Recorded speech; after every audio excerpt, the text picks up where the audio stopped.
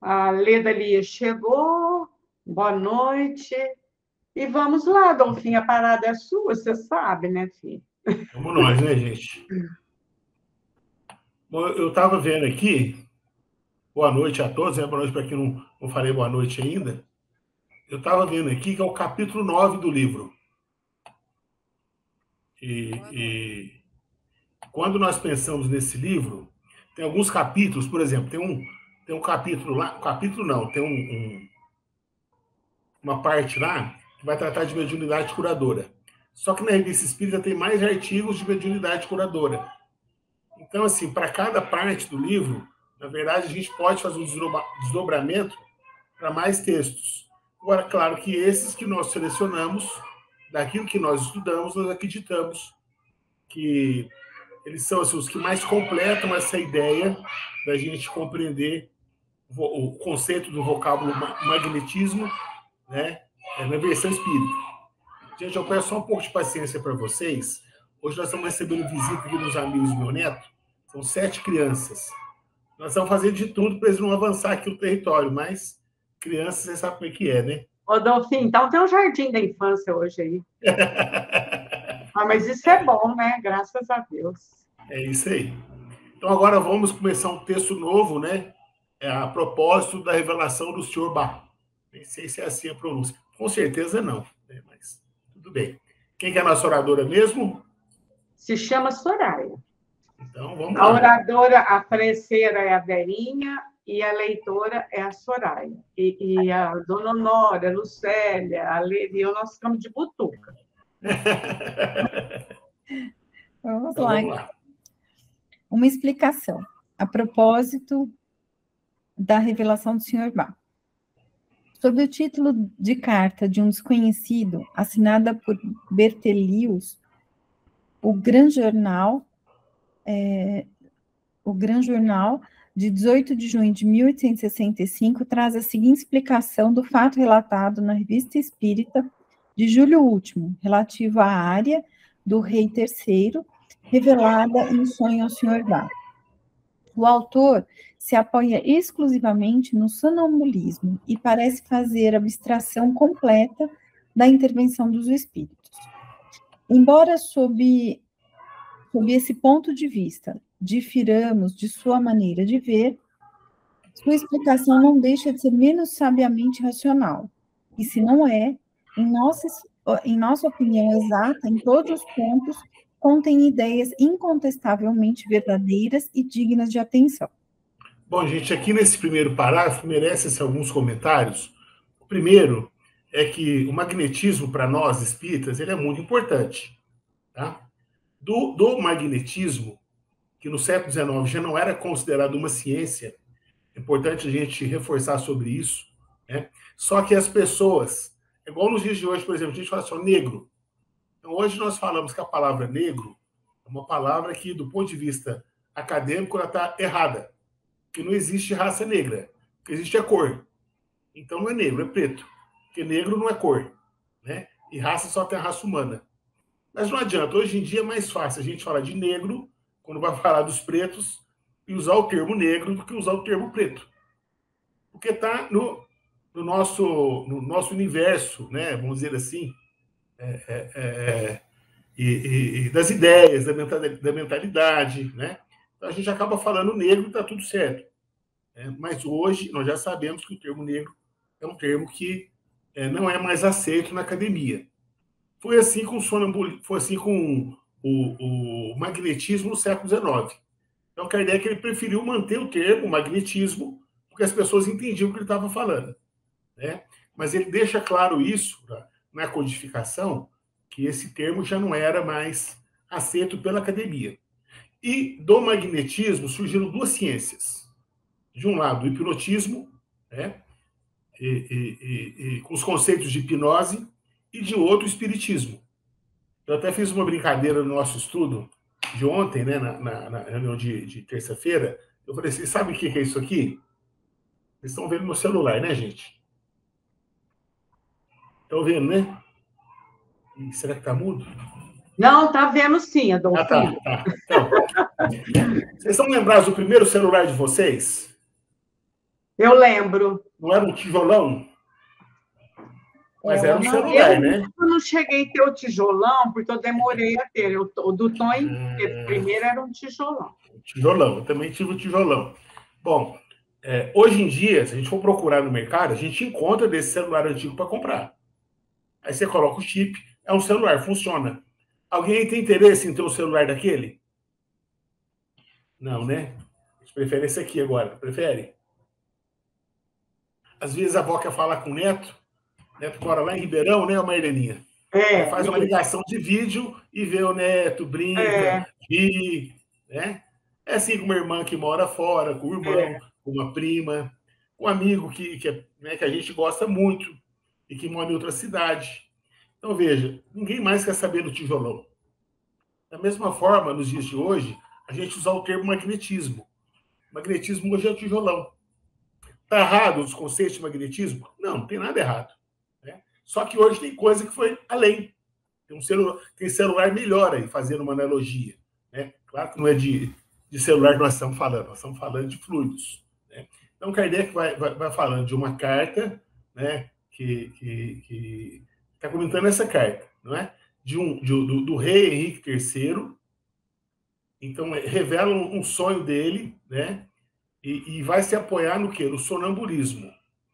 E aí, aqui é um dado importante. Aqui fala assim, ó, que eles não eram adeptos do princípio espiritual ou da intervenção dos espíritos.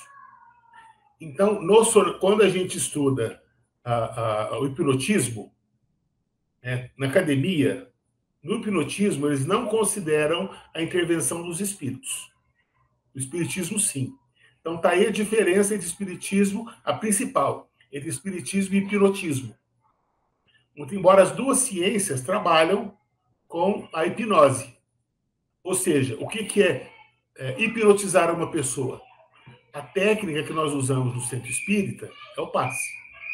Então, tem vários artigos na revista, e agora, dia de segunda-feira, nós estamos estudando o vocábulo sonambulismo. Então, tem vários artigos na revista sobre o sonambulismo, e a gente vai ver que isso era muito comum no século XIX, a prática do sonambulismo. Assim como também no século XX e nos dias de hoje, sem essa ideia da intervenção dos espíritos. Tá? Então, isso é uma coisa que vem de lá para cá.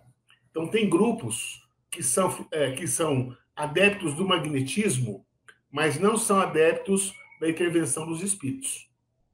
Então, eles vão procurar uma explicação com o uso do quê? Do sonambulismo. Né?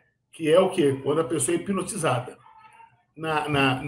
Nos cursos de hipnotismo que existem, normalmente eles vão usar outras técnicas para hipnotizar uma pessoa. Eu coloco um pêndulo, tem palavras sugestivas, e no nosso caso é o passe. Só que o passe nosso, isso para o sonambulismo provocado, tá? O passe nosso não é esse passe que a gente fala de 2 minutos, que não tem nem 2 minutos, né? É um passe de 15, 20 minutos. É mais longo. Então, nesse passe de 15, 20 minutos, a pessoa dorme. Né? E tem aqueles sonâmbulos que dormem sozinhos, naturalmente. Né? Eu me lembro que quando eu fiz Coen 3 vezes. A terceira vez foi no Luz e Amor. Da primeira vez que eu fiz o Coen, comecei a participar do Reino Mediúnica, no Centro Espírita. E aí o centro não importa, viu, gente? O que importa é a história. Eu sei que eu comecei assim, eu encostei, e na época eu trabalhava à noite até tarde, então eu tinha muita facilidade para dormir. Eu não vou falar que eu sou sonâmbulo, tá? Mas eu estava assim, quase cochilando assim, e veio uma senhora que coordenava lá o nosso grupo, falou, não dorme não pode dormir. E eu fiquei com aquilo na cabeça. Não dorme, não pode dormir. Não, de fato, para você trabalhar com sonambulismo, tem que estudar o tema, tem que consultar os mentores do centro. No Luz e Amor, me corrija, Tony, se eu estiver errado, mas a gente não muda nada nas práticas do centro sem autorização dos mentores. Então, o grupo pode até ter ideias, nós temos ideias, e queremos fazer uma coisa ou outra, uma mudança ou outra, aí quem vai dar a última palavra vai ser os mentores. E normalmente eles vão falar, não, demorou, viu? Faz tempo que a gente está insistindo em vocês começarem esse trabalho. Né? O Tony, né, eu já vi ele contando a história, por exemplo, do passe magnético, que é uma história muito bacana. e que foi assim, o próprio Tonho conta, que ele tinha uma certa resistência, porque, de certa forma, ele se inspirou no Reiki, né? E que não é uma prática espírita o Reiki. Por quê? Porque não considera a intervenção dos espíritos. Então, do ponto de vista conceitual, parece que isso é pouco, gente, mas isso faz toda a diferença, né? Então, na prática espírita, nós sabemos que não precisa de nenhum culto exterior, né? Mantras, né? Músicas, danças, nada disso é necessário. Agora, aplicar passe no corpo, né? Mais de um médium aplicando passe, isso é prática espírita. Mas também é muito parecida com o Reiki. Mas qual que é a diferença? Quem pratica o Reiki, ele tem a crença, ele acredita, ele está doando do seu fluido animalizado. Por isso que é muito comum eles cobrarem. O Dolphin congelou. Congelou? Congelou? Voltei? Vamos aguardar um pouco, gente. Não voltei. Ó, eu vou fazer o seguinte, eu vou sair e vou voltar então, tá? Então tá.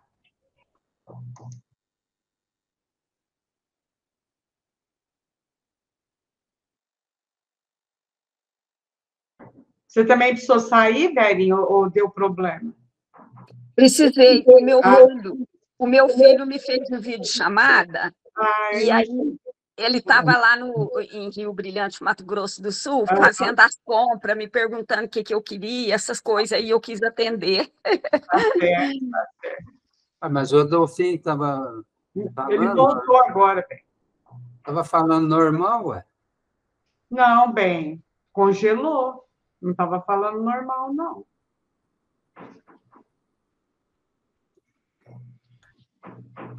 Está fechado seu áudio, Dolphin. Abre o áudio, amigo. Será que ele não está me ouvindo? Isso. Ok. Bom, então eu estava falando dessa coisa que faz diferença, a crença da intervenção ou não dos espíritos no processo. Não é? Porque aquele que não tem essa crença, então não é prática espírita. Ele está praticando o quê? O hipnotismo, que a ciência estuda. E a ciência vai explicar isso como sendo o quê? Um desdobramento da nossa consciência. Mas eles vão trabalhar com o nosso consciente, com o inconsciente, com o subconsciente. Então, tudo tem uma explicação científica e no nosso corpo, no nosso cérebro. Que a ciência ela não considera a intervenção dos espíritos. E na nossa crença, não, ao contrário. Nós acreditamos na interferência deles. Então, só aqui, gente, já temos uma diferença considerável. Aqueles que praticavam o magnetismo e acreditavam nos espíritos, que são os espíritas, somos nós, e aqueles que acreditavam que era uma prática de transmissão fluídica de um encarnado para outro, né? Então, nesse sentido, justifica a cobrança, né, da prática de uma sessão de Reiki, por exemplo. E tem terapeuta até espírita, né, que faz esse trabalho no consultório. Quer dizer, se a pessoa está usando e ela acredita que ela está usando o seu fluido, eu não vejo nenhum conflito ético. Agora, no centro espírita, a gente fazer esse tipo de trabalho, pedir auxílio para os espíritos e cobrar, bom, aí nós vamos fazer, aí sim, nós estamos diante de um conflito ético. Aí, no caso, tudo bem? Tem que dividir os honorários com os espíritos, né?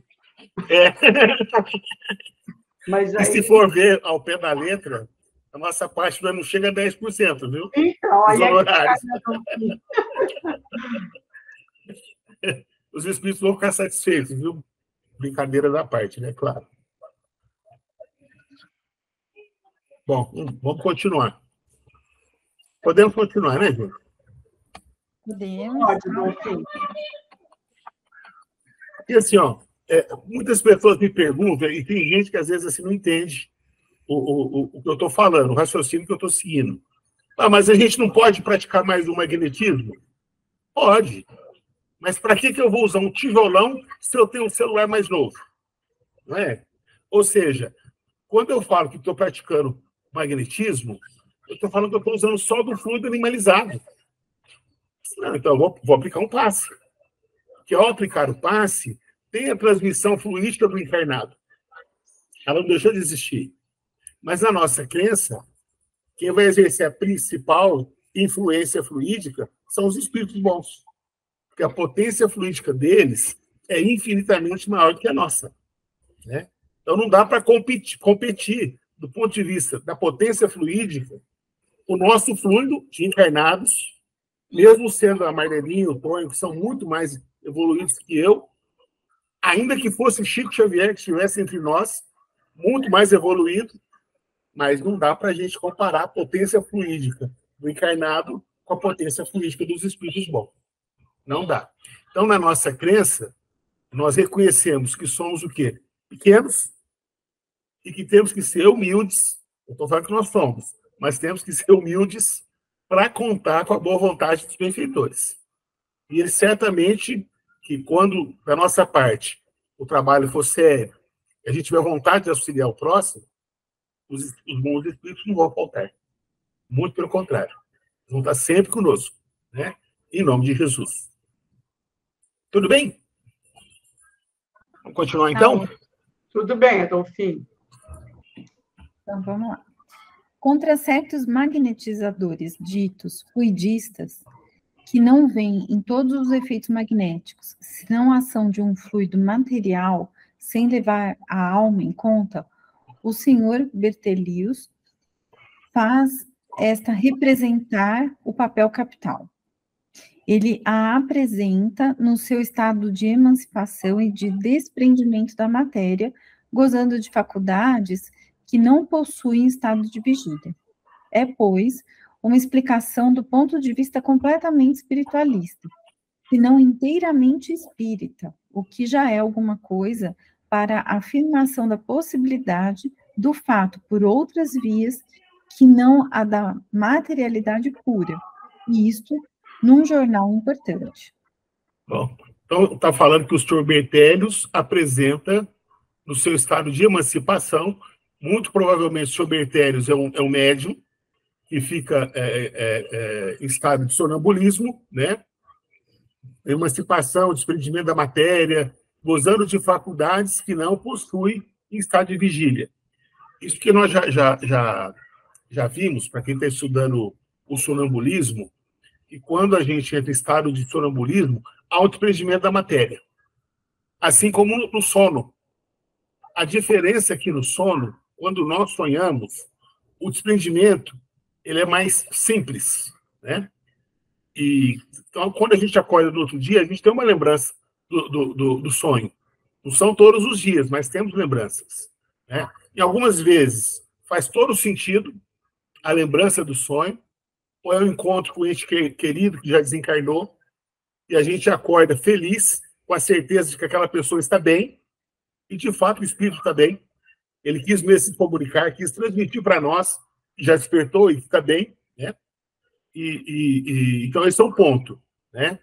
E outro ponto dessa questão da pessoa não acreditar, né, da ação dos espíritos. Então, o médium, estando em estado de sonambulismo, como é um afastamento maior do que no sonho, naquele instante, naquele momento, aquele que está em estado de sonambulismo, ele passa a acessar a parte da sua memória de uma encarnação anterior, de outra personalidade. Por isso que fala que, estando em estado de vigília, ele passa a gozar de faculdades, né? Aliás, estando em estado de sonambulismo, passa a gozar de faculdades que não possui em estado de vigília. E, normalmente, o sonâmbulo, quando ele acorda, ele não tem nenhuma lembrança do que aconteceu.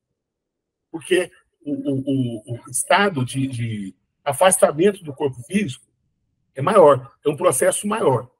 É evidente que não houve desencarne, o espírito continua ligado ao corpo, continua ligado à matéria, mas é um desprendimento muito próximo ao fenômeno da morte.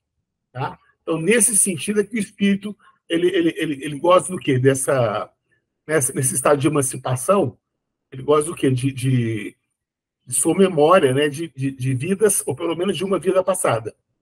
Tá? Então, é isso que o texto está dizendo. Claro que essa é uma explicação que Kardec fala aqui, uma explicação espírita. Agora, do ponto de vista daqueles que praticam o hipnotismo, eles vão falar que não, que isso é coisa do nosso inconsciente, do subconsciente. Não vão falar que é uma memória de vida passada, porque eles não têm essa crença. É simples, é só por isso, né? Agora, aqui... Oi. Levantar um pouquinho. O sonambulismo pode ser induzido ou espontâneo? Muito bem. Allan Kardec fala que tem 2 tipos de sonambulismo, natural, né? E aí tem vários casos na Revista Espírita de sonambulismo natural, que o médium dorme sozinho, né? Sem ninguém ter que aplicar passe nele. E tem o provocado, que o provocado esse é mais comum. Porque o natural, ele é assim, é raro, é difícil. Mas acontece. E tem casos, inclusive, na própria revista, os espíritos contando, na próxima reunião, o fulano vai dormir, viu? Mas deixa ele dormir. Aí o companheiro dorme. Aí na sessão seguinte ele dorme novamente. Ele e outra médium. Ele já começa a conversar, esses 2 médios, em estado sonambúlico. Então, a partir dali, em várias sessões, naturalmente o médium entra em estado de sonambulismo, natural, né? E a coisa processa. E a gente vai ver também em outras matérias o sonambulismo provocado, que é quando começa a aplicar passe numa pessoa, né? No caso o médium, ele entra em estado de sonambulismo, e em estado de sonambulismo ele vai participar daquele caso específico, né, de um espírito, por exemplo, um caso obsessivo. Então ele vai ter mais recursos para auxiliar naquele processo. Ou se é de doença mesmo, e ele foi médico numa outra encarnação, então é o próprio encarnado que nessa vida não tem nenhum conhecimento de medicina, que vai usar do conhecimento dele, de uma encarnação anterior, que foi médico. Então ele vai falar, olha, aqui o caso é esse, o tratamento pode ser por esse caminho, né? Então ele utilizando um conhecimento que ele tem. E ainda, em estado de sonambulismo, tem uma outra possibilidade, que é ele, o médium sonâmbulo, conversar com outro espírito. Se ele conversa com outro espírito em estado de sonambulismo, está havendo uma comunicação. Se tem uma comunicação, é mediunidade. Então, da expressão mediunidade sonambúlica. Então, só para a gente fechar, todo fenômeno de sonambulismo é mediúnico? Não, é anímico. Todo não, mas os fenômenos, de modo geral, são anímicos. Não, todo é anímico, porque o médium participa, né? É anímico. Agora, no fenômeno mediúnico é quando um espírito estranho conversa com o médium que está em estado de sonambulismo. Tudo bem? Essas informações, gente, a gente só encontra na obra de Allan Kardec. Isso é conceito puramente espírita. Nenhum outro autor vai falar disso. Por quê? Porque esses autores não consideram o elemento espiritual. Então faz toda a diferença para nós procurar utilizar a terminologia do ponto de vista correto. Então não precisamos mais falar que vamos magnetizar uma pessoa. Mas por que não, Adolfinho? Porque nós acreditamos que nós, encarnados, participamos sim, doamos do nosso fluido, ajudamos o enfermo, mas que nós somos o quê? Nós somos o quê? Aquele... agora, até me foge o termo. Que é... Depois ele vai aparecer o termo. Então, nós somos aquele que vai transmitir para o encarnado o fluido dos espíritos. Esse é o principal. Nós somos condutores. Obrigado, anjo guardião. Nós somos condutores do fluido espiritual. Mas nós também doamos do nosso fluido? Doamos do nosso fluido, claro. Isso não está errado, gente. Allan Kardec nunca disse que não existe magnetismo. Ele praticou magnetismo por mais de 30 anos. Então, ele jamais vai falar que não tem. Tem. Mas o que ele explica? Se hoje nós acreditamos que a ação fluídica dos espíritos é superior à nossa, então nós vamos fazer o quê? Um trabalho espírita. O que é um trabalho espírita? Eu faço uma prece e peço o concurso dos espíritos. Então, nesse caso, como você é condutor do fluido dos espíritos, então também estou doando do meu fluido. Mas se for só doar do meu fluido, aí sim vai ser magnetismo. E como nós espíritas acreditamos que o nosso fluido ele é importante no processo, mas é secundário, que o que promove a cura mesmo é o fluido dos espíritos, então para que nós vamos usar um termo que está ultrapassado? Esse é o ponto, né? Mas assim, mas se eu falar que eu estou magnetizando uma pessoa, eu estou errado? Não, não está errado. Mas se você considerar a ação dos espíritos, você vai falar que está aplicando um passe. Você está falando que está fazendo uma magnetização mista. Aí está tudo certo, né? Então, às vezes, a gente tem que tomar cuidado, sim, com as palavras. Porque senão a gente acaba criando algumas armadilhas contra nós mesmos, né? Se o espírita fala que ele pratica reiki no centro espírita, pode ser processado por um reikiano. Não, pera lá, mas eles têm formação em reiki? Né? Qual que é a formação deles? Não, se eles não têm, então o que eles estão fazendo não é reiki. Então eles não podem usar esse nome. Para a gente pode ser processado, né, por um reikiano se a gente utilizar o quê? Um termo do qual nós não acreditamos, que é uma ação que não considera a participação dos espíritos no processo. E como nós, espíritas que somos, acreditamos, nós temos o dever de informar as pessoas quanto a isso, né? A prática não está errada, mas, do ponto de vista da nomenclatura, a gente não vai usar um termo tão ultrapassado, né? Até pode comprar um tijolão, se quiser, mas não precisa usar o tijolão para falar com o neto, uma ligação de vídeo, tá? Aí não vai ter chamada de vídeo, né, Dolfinho? É isso aí. Sem contar o peso. A gente que é mulher vai pôr esse tijolão na bolsa, vai pesar. Pois é. Vai vir, né? Os nossos. Muito bem. Vamos lá? Vamos lá? Então, continuando. É de notar que, neste momento, se produz, entre os negadores do espiritismo, uma espécie de reação, ou antes, forma-se uma terceira opinião, que pode ser considerada como uma transição.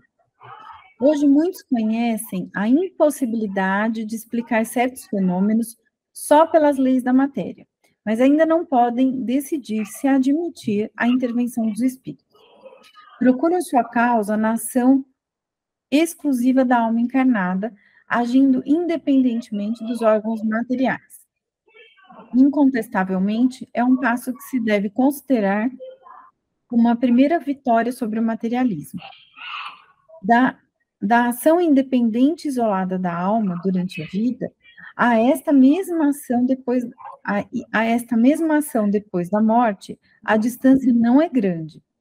Para aí serem levados pela evidência dos fatos e pela impossibilidade de tudo explicar apenas com o auxílio do espírito encarnado.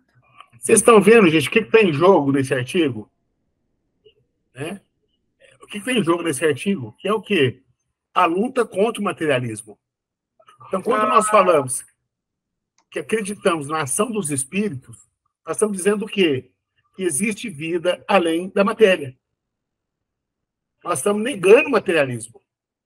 É isso que está em jogo, gente. Né? Quando a gente fala que é uma ação espiritual, que nós participamos com os espíritos, né? Poxa vida, para um homem vaidoso, né? Não, imagina, sou eu que cura o meu fluido. Imagina esse negócio de espírito. Né? Isso é coisa desses loucos aí, ó, envolvidos com o demônio, que são os espíritas. Isso é coisa desse povo louco. Quem cura somos nós, encarnados. Quer dizer, então, o debate aqui é esse. Né? É o espiritismo lutando contra o materialismo. Somos nós, espíritos, dizendo o quê? Que nós ainda somos seres muito pequenos, perto da potência dos espíritos. Né? Então, nós precisamos deles, por melhores que somos, e somos muito bons, nós, encarnados. Né? Então, são os médicos que estão encontrando a cura aí para o Covid, a vacina para a Covid, são os médicos, não tenho dúvidas quanto a isso, mas pensar que não tem a participação dos espíritos, gente, é só materialista que pensa assim. Né? Então, nós sabemos que a ação é dos espíritos. E que se nós tivermos confiança neles, eles vão nos auxiliar muito, como sempre nos auxiliam. Né? Eles auxiliam até mesmo aqueles que não acreditam neles. Eles auxiliam também. E não fazem nem um pouco de questão da pessoa falar, mas fui eu sou o inventor, está tudo certo. Os espíritos bons não estão preocupados com a autoria, estão preocupados com o trabalho, com o bem. né, com a diminuição do sofrimento, com a diminuição da dor. Essa é a preocupação deles. Para nós, não. Nós temos essa coisa da autoria, né? Eu sou mestre, eu sou doutor, sou professor. Adolfinho, no centro espírita você não é professor, não. No centro, Adolfinho, você é aluno. Que em matéria de espiritismo, todos nós somos alunos. Coisa boa, né, gente? Mas Kardec é nosso mestre, hein? Hã? Kardec é o nosso mestre. Agora que vai falar do artigo, ó, propriamente dito, tá? Agora que vai falar. Ele fez uma abertura, né? Agora que a gente vai para o artigo. Então, eis o artigo. Contando no penúltimo número do Grand Journal, o fato singular ocorrido com o Sr. Gebá, fazeis estas perguntas. A Spinetta pertenceu a Baltasarini? Foi o espírito de Baltasarini quem escreveu a Romanza e a Sarabanda? Mistério que não ousamos aprofundar. Por favor, por que um homem que estima um julgar livre de preconceitos recua diante da pesquisa da verdade? Mistério, dizeis vós. Não, senhor, não há mistério. Há uma simples faculdade com que Deus dotou certos homens, como dotou outros, com uma bela voz, com o gênio poético, com o espírito de cálculo, com uma perspicácia rara, faculdades que a educação pode despertar, desenvolver e melhorar. Em contrapartida, existe uma infinidade de outras faculdades conferidas ao homem e que a civilização, o progresso e a educação aniquilam, em vez de favorecer o seu desenvolvimento. Aí, aqui tá, só um minutinho. Então, aqui mostra o quê? Da nossa parte. O que trava, né, o progresso? É o quê? Os nossos preconceitos. Né? Então, nós somos tradicionais. Nós não gostamos de sair da zona de conforto. A gente gosta de fazer tudo do mesmo jeito, sempre. Nós somos muito acomodados. Nós somos dos homens, de modo geral, tá? Então o fato de ser acomodado, isso trava o progresso. Porque ninguém quer sair da zona de conforto. Né? Por quê? Porque na medida que você começa a fazer uma coisa nova, que não existe, que a maioria das pessoas não sabem como que funciona. Então, qual que é o movimento natural? A negação. Não, vamos negar isso. Por quê? Porque o risco de ser uma fraude é muito grande. E aí, as nossas limitações, né? E aí, como é que fica o meu nome perante a sociedade? Né? Então, aí trava o progresso. Quando a gente deveria o quê? Não ter medo da verdade. E, às vezes, não é o medo que a pessoa tem, mas é preconceito. Né? Por quê? Porque a gente vive numa sociedade onde o que impera, em termos de pesquisa, é a visão materialista. Ou a ideia de que não existe nada além da matéria. Então, o objeto de estudo da ciência ainda é a matéria, o mundo material, ainda é o homem, né? Ainda são os três reinos, e o próprio universo, né? As estrelas, né? Enfim. Então, tudo isso o homem procura estudar, e quando ele não tem mecanismos de controle, de verificação, né? Esses objetos, né? Essas máquinas, né? Instrumentos de pesquisa, como, por exemplo, de observar um vírus, né? Ou uma bactéria. Vocês conhecem aqueles aparelhos, né, que tem na escola? E a gente vê lá a bactéria, né? Tem muito na faculdade, né, de medicina. É fantástico. É fantástico. Você fica vendo ali um vírus ou bactéria. Quer dizer, é um instrumento. Mas, com relação ao fenômeno espírita, qual que é o instrumento de verificação? São os médiuns. Né? E aí é um terreno o quê? Muito subjetivo. Então, qual que é o movimento natural do materialista? É negar. Né? Quem é que levantou a mão aí? Foi a Lia. A Lia. Vamos lá, Lia. Estão conseguindo me ouvir? Sim. Adolfinho, eu queria, assim, eu vou falar de um assunto até um pouco obsoleto, mas é que tá assim, dentro do assunto, então eu não vou perder a oportunidade de perguntar. Em sonho, praticamente, meus sonhos geralmente são sonhos que praticamente são verídicos, sabe? Em sonho, meu tataravô veio me dizer, pai do meu avô, meu tataravô veio me dizer como ele benzia. E ele, meu avô, dizer como ele benzia as crianças, porque minha avó, ela benzia as crianças só de criancinhas, bebê pequeno só, né? Só criança, até 7 anos. Agora, meu avô já benzia de tudo, tanto crianças pequenas quanto adultos, todos. A casa dos meus pais era lotado meus avós era lotado de gente, é isso que eu tenho informação na questão da minha família. E aí ele me falou as palavras que ele falava, que era para eu estar fazendo isso também. Daí um dia eu estava ali na rua, um rapaz chegou perto de mim e falou para mim, olha, eu estou aqui assustado. Eu falei, o quê? Eu estou aqui em pânico, tô em pânico. Aí, do nada, eu fui lá, peguei 3 raminhos, tipo assim, 3 raminhos assim, de folha lá, e benzi, igual meu avô tinha me falado, porque foi naqueles dias que ele me ensinou. Aí eu benzi do jeito que o meu avô me falou no sonho, ele falou, nossa, já até melhorei. Aí depois que eu benzi, eu falei, agora eu vou te dar um passe. Aí eu dei um passe nele, ele disse que melhorou. Aí eu queria entender assim, eu posso considerar que o benzimento, eu considero que o benzimento é um passe. Ponto. Eu considero assim, não sei se estou certa. Eu considero que o benzimento é um passe, não deve ser cobrado jamais. Nunca, nem recebido nada.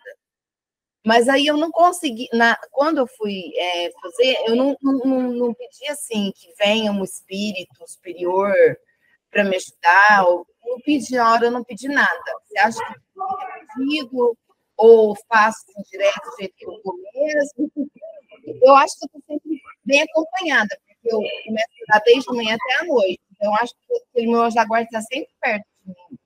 Eu queria saber de você, é considerado um passe? Eu considero como passe, mas é assim mesmo? Existe só energia minha ou existe energia da espiritualidade, no caso, também? Eu devolvo a sua pergunta para o grupo. Alguém quer responder? A pergunta é boa, hein, gente? É muito boa. Alguém quer responder? Acho que não é nem difícil a resposta, né, Dolfinho? A mesma coisa, né? Ou não? Claro, a mesma coisa. Vamos ver o que a Soraya fala, e a Verinha. Vamos lá. Eu acho que é a mesma coisa também. Porque, de alguma maneira, houve uma intenção, né? De cura, e aí você mobiliza internamente, é inevitável, né? Ainda mais sendo espírita, eu acho. Eu penso assim, que o rapaz falou para mim que, nossa, já até melhorei um pouco. Quer dizer, essa melhora não foi eu que fiz, foi a espiritualidade. Eu pensei assim, né? Agora, como está no assunto, eu fiquei meio em dúvida. Tem um artigo, né, que a pessoa usa, eu não lembro agora se é a água do rio, no processo de cura, ou se era o espelho. Na verdade, tem um artigo que fala da água do rio e o outro que usava o espelho. Aí Kardec, no final, ele vai explicar assim, ó, ele não precisa do espelho para curar a pessoa. Mas se ele acredita que usando o espelho vai curar a pessoa, ele pode usar o espelho, está tudo certo. No seu caso, por exemplo, eu convivi muitos anos com a dona Zenaide de Oliveira, mãe do Albir, do Joel, né? São amigos do Matheus, né, do Percival, amigos de longa data. E a dona Zenaide também era bezedeira, aprendeu com a mãe dela. Até no final da vida, ela queria que a Adriana, minha esposa, aprendesse. A Adriana continuou benzendo as pessoas. E a Adriana, muito medrosa, não quis saber disso, não. Né? Bom, onde eu quero chegar?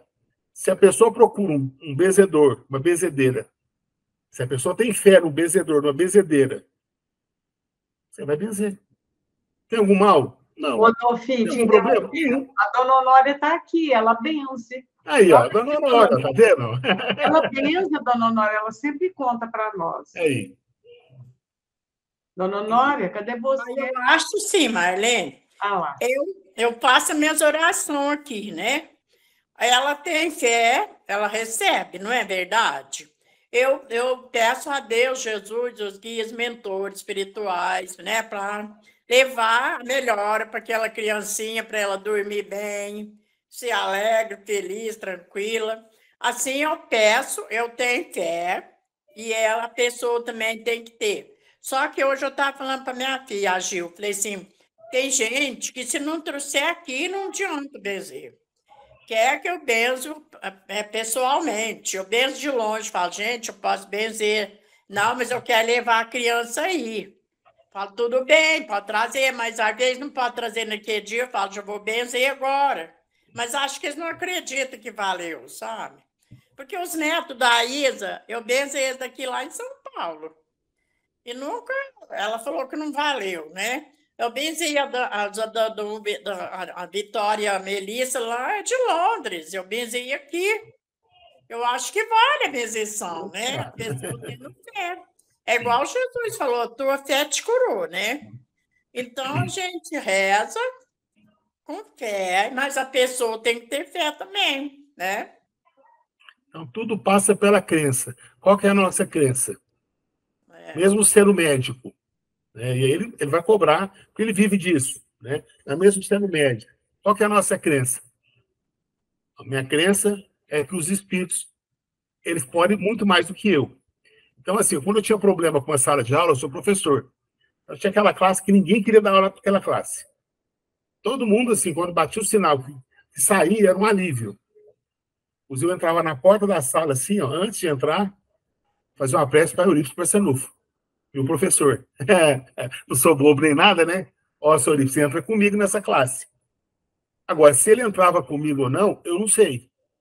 Mas eu tinha, assim, tanta fé nele, mas tanta fé, que eu entrava, mas com aquela convicção, sabe? Eu entrava grande na sala de aula. Enorme, né? Então, os meninos olhavam para mim, parece que eles sentiam, assim, a minha confiança. Então, eu não precisava ficar gritando com o menino, aquela coisa toda. Eu dava aula, né? De modo geral, eles iam bem na minha disciplina. Então, não perguntava, mas qual que é o segredo? Não tem segredo. O que eu vou falar? Quer dizer, eu vou apresentar um conhecimento científico que eu estudei. Não é? Porque isso aí não muda. Você tem que... 99% de transpiração. 1% de inspiração. Isso não muda. Tá? Agora, o que muda? A nossa fé. Então, se eu sei apresentar o conteúdo, ou se eu sei fazer aplicar um passe, se eu tenho vontade, eu sei que aplicando esse passe cura a pessoa, eu vou aplicar esse passe. Agora, se ela acredita que eu preciso usar um mantra, eu vou usar esse mantra. Qual o problema? Nenhum. Há necessidade? Não, não há. Mas tem gente que, se você não fizer um mantra, para ele não adiantou nada, não vai ser curado. É o que a dona Honora acabou de falar. Se não for na casa dela, não cura, não adianta. E nós sabemos que não há necessidade, que a distância também cura. Tá? Então, tudo aí, o que tem em jogo? Qual que é a nossa crença. Se nós acreditamos nos espíritos, vamos continuar trabalhando com eles. E então, respeitar... Tem amiga, né? Uma amiga minha, Marlene, conhece ela. Ela, se não for no Luz e Amor, eu no Allan Kardec, ou nos outros lugares, tomar passe, pegar a mão na cabeça, não tá bom. Se chegar lá, for o passe sem pôr na mão, mas por que não deu o passe? A gente tinha que tomar. Fala, gente, mas Deus que entrou aqui já está recebendo. Mas é terrível, sabe? Ela fala que nós ficamos no celular e que não vale, tem que ir lá para o Luz de Amor, lá não sei para onde, Pestalozzi. É difícil, viu? Muito bem. Vamos ler mais um pouquinho aqui? Se você ver, a gente já leu, né? Esse parágrafo. Vamos lá. O parágrafo de baixo agora. Isso. Não é verdade, por exemplo, que os povos selvagens têm uma sensibilidade auditiva que não possuímos?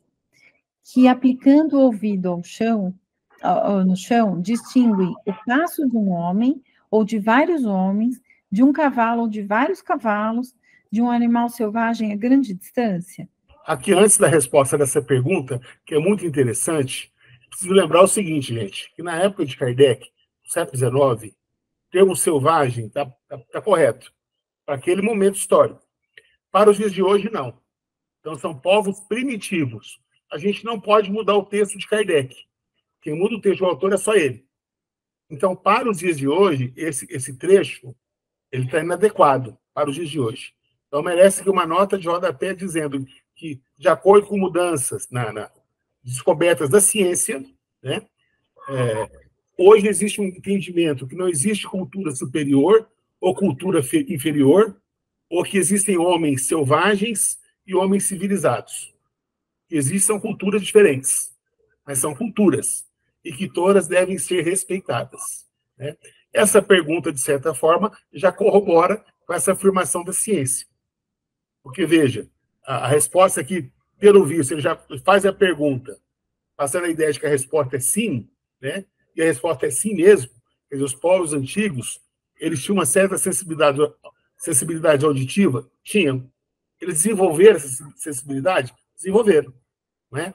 Então, isso mostra que eles tinham uma cultura diferente, tão importante quanto a nossa. Né? Tudo bem? Tudo bem. Vocês querem que leia a pergunta de novo ou não precisa? Acho que não precisa, não. Então, vamos à resposta. Então, vamos lá.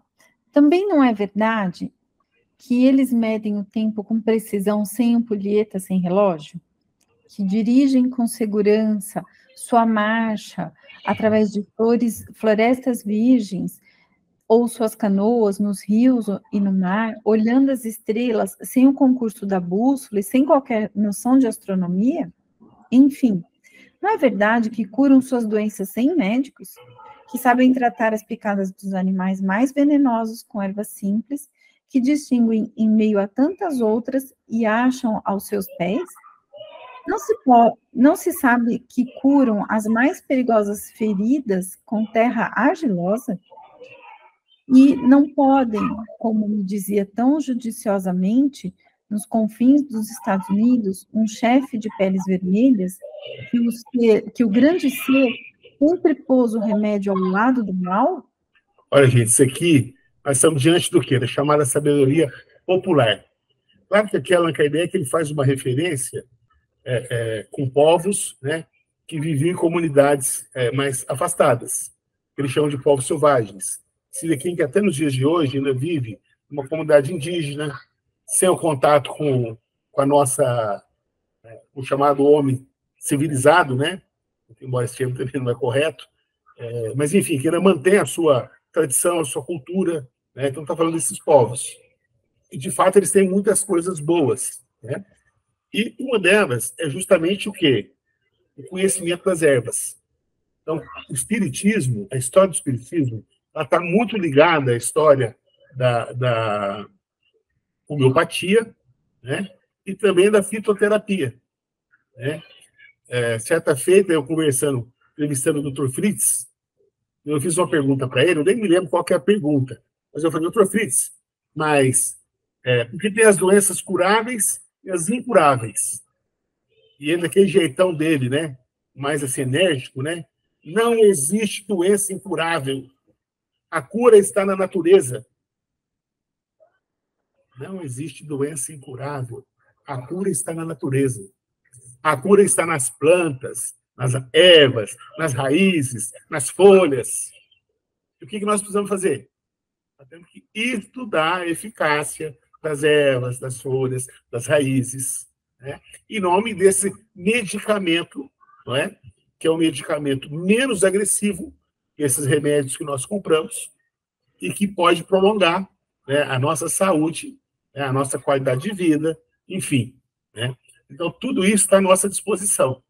Agora, o que falta da parte da ciência? Deixar o preconceito de lado e procurar entender, estudar essas ervas que os índios utilizavam, ou que os mais velhos das nossas famílias utilizavam, numa época que morava na roça e que não tinha remédio, não tinha farmácia, e as pessoas eram curadas com chás, com ervas, não é? Quem quer falar? Eu vou falar. É assim, igual eu tenho uma amiga que ela tem um filho que é autista e é muito difícil. Ele é muito nervoso, ele tem uma porção de letra A, que eu não sei falar o nome. Então, ela fez um curso para saber o que ela andava melhor, que fazia melhorar, acalmar. Então, ela fez um curso, então tem um remédio, uma flor, uma folhagem. Eu até arrumei lá de Campinas, eu achei. Lá no parquinho que os meninos brincam, tem muito. Chama colônia, ela dá um cacho de flor e ela falou que pode fazer o chá da folha e banho da flor, dá um chá e dá o banho, escalda-pé, que é uma beleza, o menino melhora. E aqui é difícil esse planta. Ela falou que já tinha procurado em muitos lugares e não achava. Aí, como ela mandou o vídeo, eu vi a folhagem, eu falei, chegou lá no parquinho, eu falei, nossa, tia, olha aqui o remédio que a Fátima está precisando. Aí eu perguntei a um senhor que estava lá, quem que tomava conta. Ele falou assim, é o jardineiro. Eu falei, mas como que eu encontro com ele? Eu precisava de uma muda dessa planta. Ele falou, não, para tirar quando a senhora quiser. Só que é tão difícil tirar, porque ela é de muita muda e vai rezando uma na outra. Nós trouxemos 3, mas tudo quebrado. Saiu com um toquinho. Eu acho que Deus dando vai pegar. Aí ela fala que é um remédio, igual assim, antigamente, né? O meu marido contava que ele foi arrancar um dente e o dentista não tinha anestesia. Ele falou, não, manda o Boticão, e mesmo que eu estou com muita dor de dente. Porque mandou o Boticão, quebrou o dente, tampou sangrar. Ele levantou dessa cadeira, saiu correndo, e chegou na casa da mãe dele. A mãe dele foi na aroeira, rapou, e tirou aquela sujeira, tirou aquele melado e colocou lá para o sangue. Eu curava tudo em casa. Hoje em dia não tem isso, né? Fala, gente, faz um chá. Não, o médico não pode fazer chá para as crianças. É difícil, né? Soraya, você aprendeu, né? A Soraya é dentista. Ela é senhora que ela estudou aí. Hoje tem mais recursos. Melhor. Tá ótimo. Beleza, né, gente? Olha, já são 19h54, eu vou parar por aqui, né? Na próxima semana a gente continua. Deixa eu só confirmar aqui. A gente começa aqui mesmo. Ó. Também não é verdade que eles medem o tempo. Vai começar aqui, tá? Na semana que vem. Vou depois eu passar esse direitinho para o Tonho. Eu acho que o Mário já volta. Eu acho que ele já volta, mas nada impede você estar junto. Às vezes ele acha até bom você terminar pelo menos esse, né? Eu penso. Tá bom. Não é, meninas? E claro. aí fica junto, vamos ver, né? O Adolfinho, foi ótimo. Você quer falar de alguma coisa, dona Honora? Acho que a dona Honora quer falar. Tá. Tá fechado o seu áudio. A Vera que quer falar, eu já falei, a Vera. A Verinha, eu vi. Não, eu quero fazer uma pergunta, Adolfinho, talvez até infantil. Mas, assim, esse pessoal que usava o magnetismo só animal, você acha que, mesmo assim, os espíritos interferiam? Eu não acho, eu tenho certeza. Tem certeza, né? Então, é isso que eu queria saber. Mesmo a pessoa fazendo por dinheiro, mesmo a pessoa não acreditando, ainda assim ela está fazendo bem para o próximo. Agora, é claro, né, que o que é recomendado? Se a pessoa que está aplicando, fazendo o tratamento, se ela acredita, se ela ora, se ela pede para os espíritos, se ela reconhece a sua inferioridade, esse é o ponto, gente. Nós somos pequenos nesse processo. Então, nós temos a maneira de achar que nós somos o quê? Muita coisa. Nós somos muita coisa, não somos pouca coisa, não. Mas não dá para comparar a nossa potência fluídica dos bons espíritos. Não dá para comparar. Então, nós somos o quê? Pequenos. E precisamos do apoio deles. Então, quando a gente tem esse entendimento, e abaixamos a nossa cabecinha e pedimos no concurso dos espíritos, eles, não tem dúvida, eles vêm. E eles vêm, até mesmo se a pessoa não acreditar, estiver cobrando, mas está fazendo bem, eles vêm também. Os espíritos são extraordinários, gente. Nós não, nem tanto. Mas eles são extraordinários. Lia. Ali levantou a mão. Isso. Eu também quero fazer uma pergunta. Questão de relação com magnetismo. Eu, desde 12, 13 anos, eu vi espíritos, né? E várias pessoas falou para mim desde pequena, olha, você é uma esponja. Você é uma esponja. Eu ficava, me dava raiva, né? Que negócio de esponja, é uma esponja que fica atraindo. Você vai andando na rua, vai atraindo para você aqueles espíritos. Tem alguma coisa a ver esse fato de falar que eu sou uma esponja com magnetismo? Eu tô meio, sabe, no começo eu ficava revoltada, mas agora eu já acostumei, até ouço eles, fico perto de mim, estou acostumada. Então vamos lá, Lia. Eu falei agora há pouco, eu entendeu um exemplo, fiz uma analogia com o celular, né, com o tijolão. Quer dizer, hoje ninguém mais quer saber do tijolão. O magnetismo é o tijolão. Ele existe? Existe. Nós jamais vamos negar isso. Tá? Jamais. Só que, do ponto de vista científico, a analogia que Mesmer fazia com o ímã dos minerais, essa analogia não existe. Então, assim, a vibração fluídica nossa, a irradiação fluídica, não tem nada a ver com a força do ímã dos minerais. Então, não existe essa analogia. Se ela não existe, o magnetismo se tornou o quê? Uma ciência obsoleta. Então, ninguém mais fala em magnetismo. O que as pessoas falam? Hipnotismo ou espiritismo.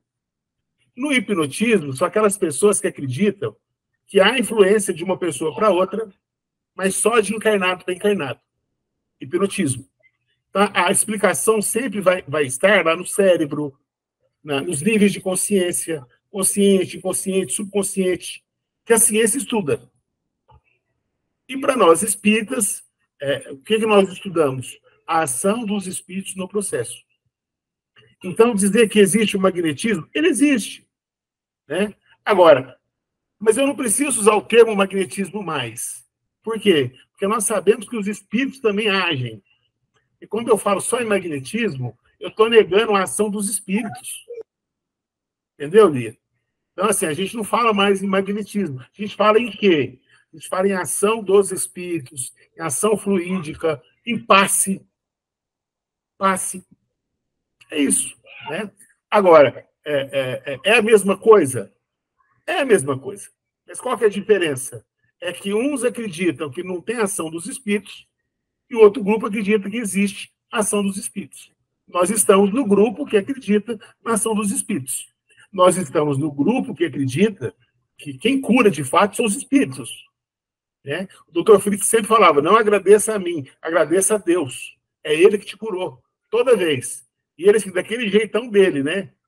Nessa hora ele nem é muito educado. Não agradeça a mim, a Deus. Né? E ele está certo. Ele está certo. E olha que ele é espírito e é ele que está promovendo agora o entendimento do espírito. Quem cura, na verdade, é Deus. Porque ele está agindo em nome de Deus. Que coisa mais linda, gente. Né?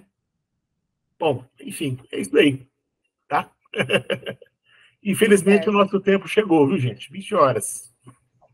Chegou. Foi ótimo. Foi ótimo. Super didático. Foi ótimo, né, Soraya? Eu falei para a Soraya. Gente, que Jesus, então, nos abençoe, nos ampare, que possamos ter um bom final de semana, um bom feriado aí, né? Orando pela nossa pátria, por aqueles, né, que deveriam governar, e, enfim, que governem bem. Bom, então, Dolfinha, a gente fica assim, nós falamos com o Mário, você vai fazendo uma parceria, pelo menos, para terminar esse... Tá ok. Né? Tá bom. Fiquem com Deus.